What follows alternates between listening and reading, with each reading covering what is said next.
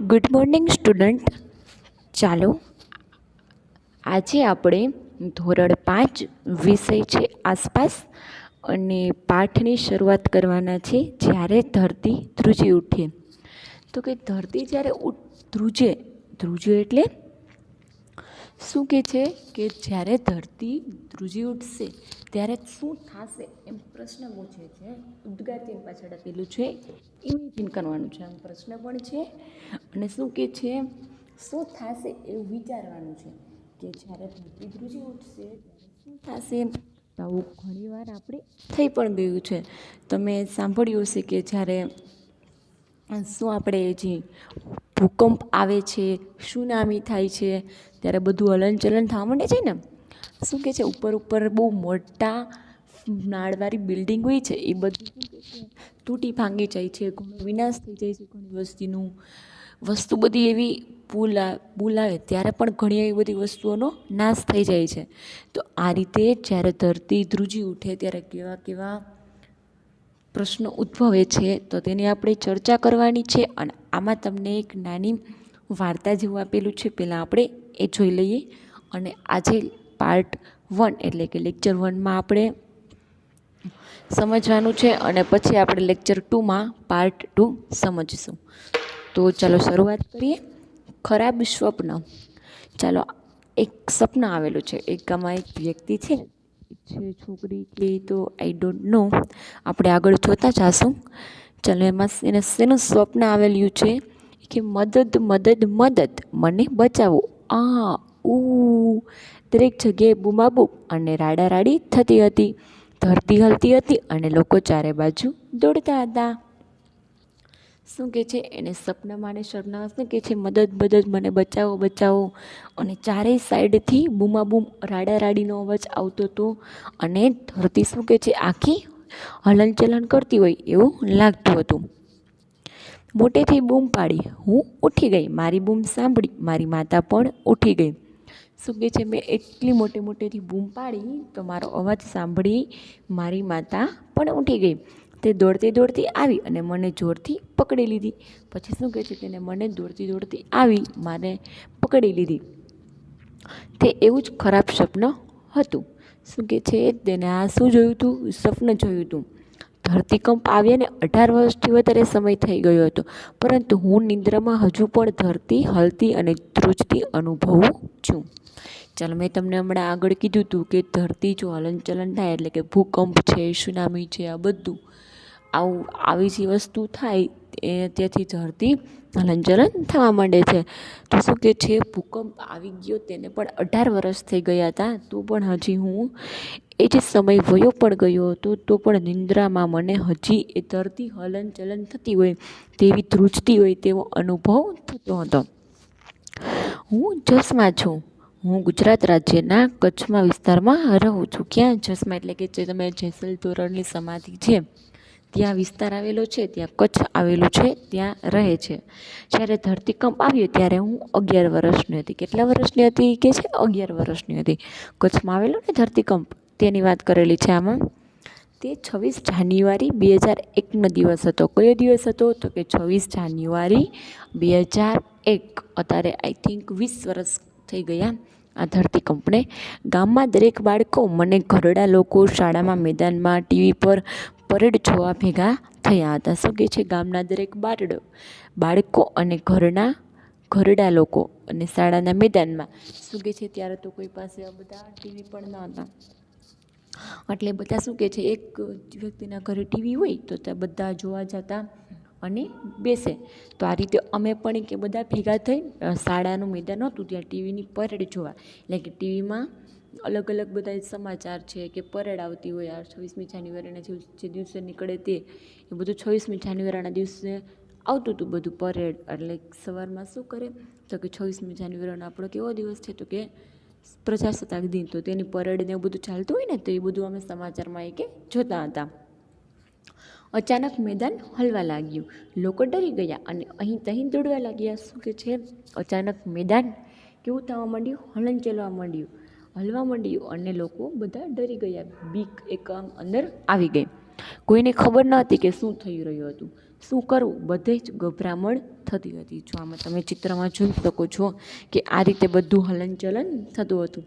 એટલે શું કે છે, કોઈને ખબર નહોતી કે શું કરવું અને ક્યાં જવું, કારણ કે બધું હલનચલન જ થતું હતું. આ રીતે તમે તમારા ઘરે કોઈ વડીલ હોય તો તેને પૂછજો કે 26મી જાન્યુઆરીના દિવસે 2001માં કેવો ભૂકંપ આવેલો હતો. બહુ ભયજનક, એને એટલો અચરજ પામે એવો ભયજનક આવેલો હતો, જેની આપણે વાત પણ ન કરી શકી. ઘણા એવા કચ્છ જેવા વિસ્તાર જ્યાં વરસાદ ઓછો પડે છે અને ત્યાં અનાવૃષ્ટિ સાવ હોય, જમીન પણ સાવ સુકાઈ ગયેલી હોય, ત્યાં વધારે આ ભૂકંપની અસર જોવા મળેલી હતી. અને મોરબી છે, મોરબીમાં પણ આવું જ થયેલું હતું. જો તમે કોઈ તમારા ઘરે વડીલ હોય તો એકવાર આખી સ્ટોરી જાણી લેજો એની પાસે. ચલો, મેં તો તમને આટલું કહી દીધું કઈ રીતે આ ભૂકંપ આવેલો હતો અને લોકોને બધી પરેશાની કેમ ભોગવવી પડી હતી. એ તો બધું લોકો ઉપર જેના ઉપર વીતી હોય તે લોકોને ખ્યાલ હોય. તો જો હવે આ જોયું તમે કઈ રીતે ભૂકંપ આવે તો કઈ રીતે બધી વસ્તુ, મોટા મોટા પથ્થરો છે એ પણ શું કહે છે, ડગવા માંડ્યા હતા અને પડવા માંડ્યા હતા અને જમીનની ફાડ થઈ ગઈ હતી અમુક જગ્યાએ, જંગલોમાં ને આ બધે. એટલો ભયજનક ભૂકંપ આવેલો હતો. અને એમાં અમુક લોકો તો જમીનની નીચે દટાઈ પણ ગયા હતા. એટલી બધી વાત સુધીનો ભૂકંપ પહોંચી ગયો હતો. પછી શું કહે છે, જ્યારે ભૂકંપ હળવો પડ્યો ત્યારે તેમાંથી જમીનમાંથી જે લોકો દટાઈ ગયેલા હતા અમુક લોકો, અને અમુક તો તેમાંથી મૃત્યુ પણ પામ્યા હતા. એ લોકોને બહાર કાઢવામાં આવ્યા, તેની સારવાર કરવામાં આવી. પણ કચ્છ જેવા વિસ્તારમાં તો ઘણા લોકો મૃત્યુ પણ આ ભૂકંપમાં પામ્યા હતા. ચાલો જોયું. હવે આપણે જોશું પેજ નંબર એમાં જ છે 132 કમ્પ્લીટ થાય છે. હવે 100 જોશું આપણે. 132 131માં પછી છે કે થોડીક જ મિનિટમાં અમારું ગામ જમીનદોસ્ત થઈ ગયું હતું. પડી ગયેલા ઘરના પથ્થરો, કાદવ અને લાકડા નીચે અમારી બધી વસ્તુ જેવી કે કપડાં, ઘડા, અનાજ, ખોરાક વગેરે દટાઈ ગયા હતા. જો મેં તમને હમણાં કીધું હતું એ જ આવ્યું, દટાઈ ગયું હતું જમીનની અંદર. શું કહે છે, જમીનની દોસ્ત, એટલે જમીન સાથે કેમ દોસ્તી કરી લીધી હોય તેવું થઈ ગયું અમારું આખું ગામ. આખું જમીનમાં જ દટાઈ ગયું, અંદર જ દટાઈ ગયું. કેમ તમે ખાડો ખોદો, અંદર બીજ નાખો, પછી ઉપર દાટી દો, એવું શું કહે છે આખું દટાઈ ગયેલું હતું. અંદર કાદવ ને લાકડા ને નીચે બધી અમારી પથ્થરો એવું બધું તો દટાઈ જ ગયું, પણ અમારી બધી કપડાં, ઘડા, અનાજ એ વસ્તુ પણ બધી શું કહે છે દટાઈ ગઈ હતી. ક્યાં દટાઈ ગઈ હતી? જમીનમાં અંદર. તે સમયે દરેક વ્યક્તિ બે બાબત વિશે વિચારતી હતી કે જે લોકો દટાયેલા હતા તેમને બચાવવા અને ઘવાયેલા લોકોની સારવાર કરવી. જો આવ્યું ને, મેં તમને શું કીધું હતું કે લોકો અમુક દટાઈ પણ ગયા હતા, ત્યારે લોકોના મનમાં બે જ વિચાર આવતા હતા કે આપણે કરશું શું. એક આ ડૉક્ટર અને સરકાર હોય એ બધાને શું વિચાર આવતું હતું, એક આ લોકો છે દટાઈ ગયા છે એ લોકોને કઈ રીતે કાઢવા અને આ બધાની સારવાર કરવી. ગામના દવાખાનાને પણ નુકસાન થયું હતું. શું કહે છે, એક જગ્યાએ તો કંઈ થયું ન હોય, આખા કચ્છ વિસ્તારમાં થયું હતું. તો ઓબ્વિયસ છે કે દવાખાનામાં પણ તેનું નુકસાન થયું જોઈએ. દવાખાના પણ અમુક તોડફાડ થઈ ગયા હતા, સાવ નાશ જ થઈ ગયો હતો. ઘણા લોકો ગંભીર રીતે ઈજાગ્રસ્ત પણ હતા. ડૉક્ટર ગામ લોકોની મદદમાં ઘવાયેલા લોકોની સારવાર આપી હતી. જો આમાં તમને ચિત્રમાં જોઈ શકો છો આ રીતે. આમાં તમને એક ભાઈનું જ ચિત્ર આપેલું છે. આવી રીતના લોકો તો નહીં પણ પ્રાણીઓ, એને પણ આવું ઘણું બધું નુકસાન થયું હતું. કારણ કે આપણે તો ચાલો દોડીને ગમે ત્યાં વેચાશું, પણ પ્રાણીઓ જેને બાંધેલા હોય, ગાય છે, તબેલામાં ઘોડા છે, એ બધાને જેને બાંધેલા હોય એ તો બિચારા શું કહે છે જાય પણ ક્યાંય ના શકે. આ રીતે ડૉક્ટર પોતાની રીતે ગંભીર લોકોને ઈજાગ્રસ્તની સારવાર કરતા હતા અને જે લોકો દટાઈ ગયેલા હતા જમીનમાં તે લોકોને કાઢવાનો પ્રયત્ન કરતા હતા. અમારા ગામના 6 લોકો મરી ગયા હતા. મારા નાનાજી પણ પડી ગયેલા, ઘરની નીચે દબાઈ ગયા હતા. મારી માતા રડ્યા કરતી હતી. મારી માતાને જોઈને હું પણ રડતી હતી. આખું ગામ દુઃખી અને વ્યાકુળ હતું. શું કહે છે, અમારા ગામના 6 લોકો મૃત્યુ પામ્યા હતા. એ કહે છે છોકરી, અને મારા નાનાજી પણ શું કહે છે પડી ગયેલા, ઘરની નીચે દટાઈ ગયેલા હતા. ઘર આખું બે કટકા થઈ જતા એવું જ થતું. એક ઘર નહીં પણ બધા ઘરમાં આવું જ થતું હતું.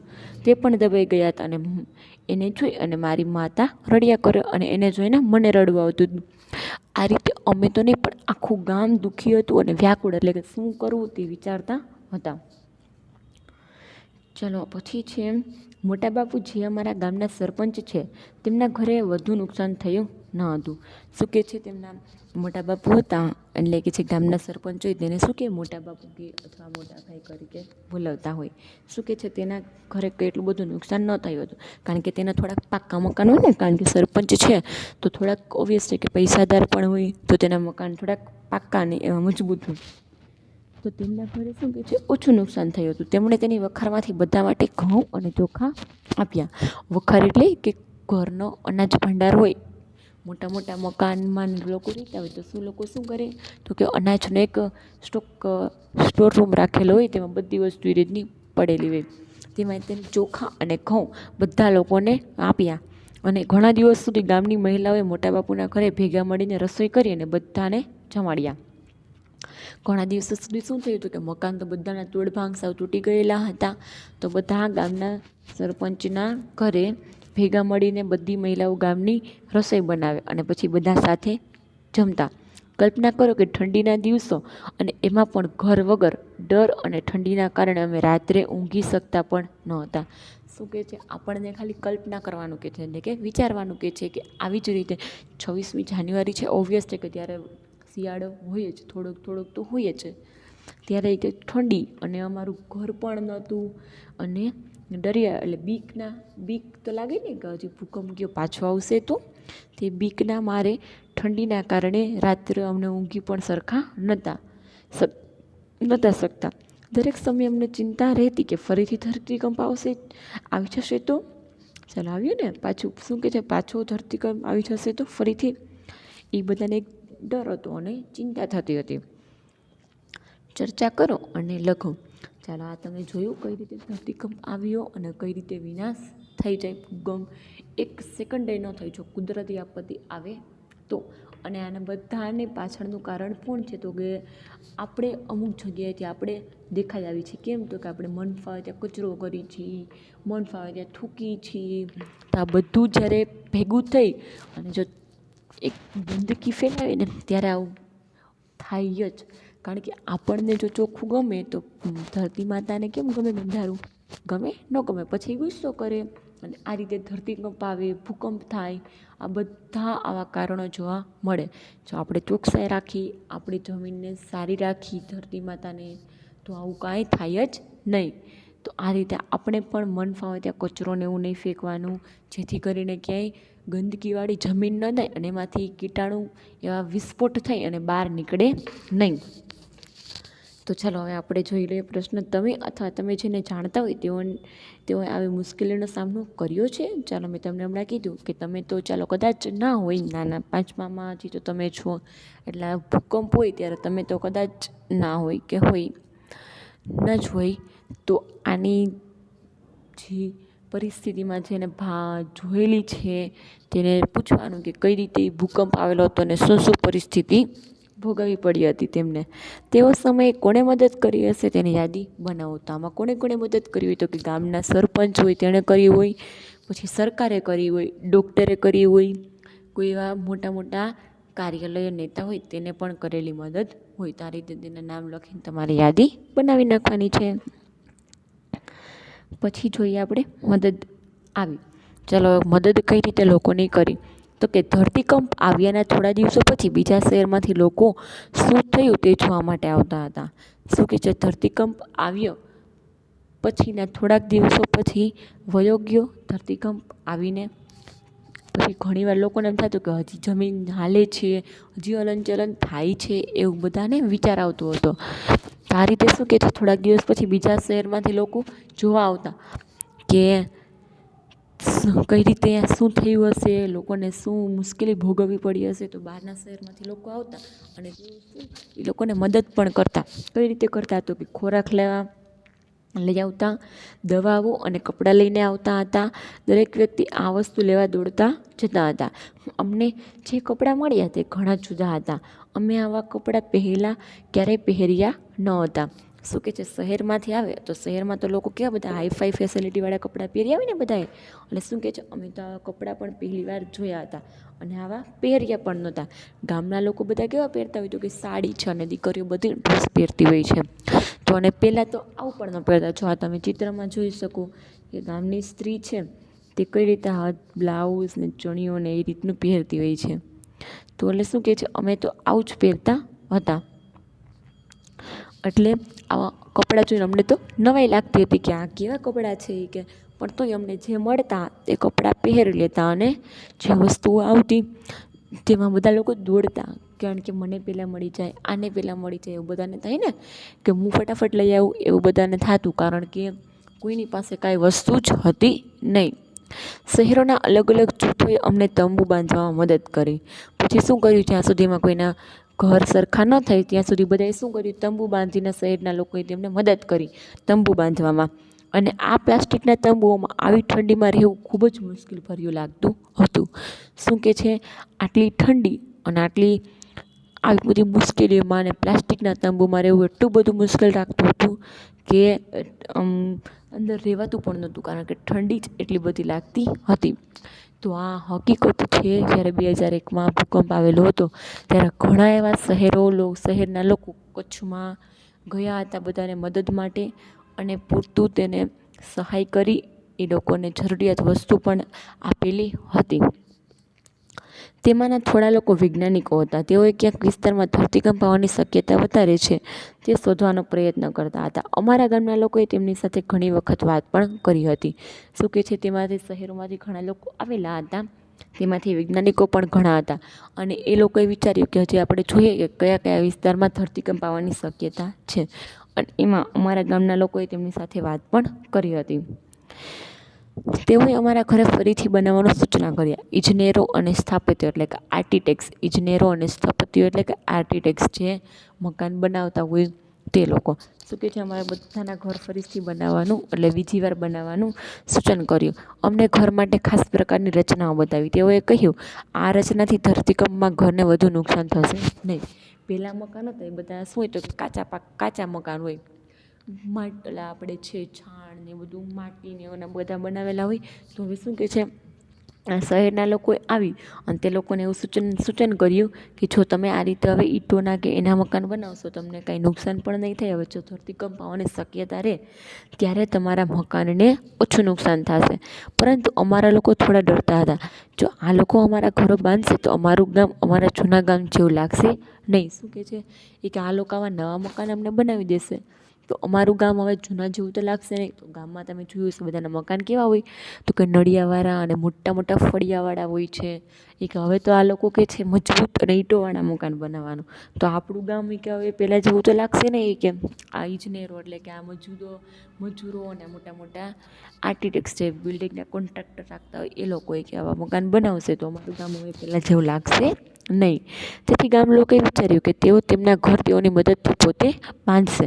શું કહે છે, ગામના લોકો કે ના, અમે અમારી રીતે અમારા મકાન કરી નાખશું. અમારું ગામ હવે કે પછી અમે જૂનું ના જઈ શકાય. અને ગામડામાં જે લોકો રહેતા હોય એના આપણા સિટીના મકાન તો ગમે પણ નહીં. તમે જોયું હશે તમારા ઘરે કોઈ ગામડેથી આવતા હોય લોકો, બા દાદા રહેતા હોય તો, અથવા બીજા કોઈ સંબંધી રહેતા હોય તો ઘરે આવે ને તો એને આપણા સિટીમાં ઓછું ફાવે, કારણ કે ગામડામાં એકદમ કેવી જમીન પણ એકદમ પ્રાકૃતિક હોય અને રહેઠાણ પણ તે લોકોનું બહુ જ સારું હોય છે. ઇજનેરો અને સ્થપતિઓએ જૂથ ગામની શાળા બનાવશે. શું કહે છે, ઇજનેરો એટલે કે જે મકાનના કોન્ટ્રાક્ટર રાખતા હોય બનાવવાના છે તે લોકો ગામની એક શાળા બનાવશે. અને અમારા ગામનું પુનઃવર્સન માટે અમને બધા સાથે મળીને કામ કર્યું. પુનઃવર્સન એટલે કે પાછું ફરીથી જે હતું એમાં પાછું કર્યું. એમાં અમે પણ બધા તેની સાથે હતા. ઘણા લોકો તળાવ ખોદીને માટી લાવ્યા. અમે છાણ માટી સાથે ભેળવી મોટા ગોળા બનાવ્યા. શું કહે છે, ઘણા લોકો તળાવમાંથી ખોદી અને માટી લાવ્યા અને અમે છાણ અને પછી માટી બંને મિક્સ કરી ભેળવી અને તેના ગોળા બનાવ્યા. અમે તેમના એકબીજા પર ગોઠવી દિવાલો બનાવી.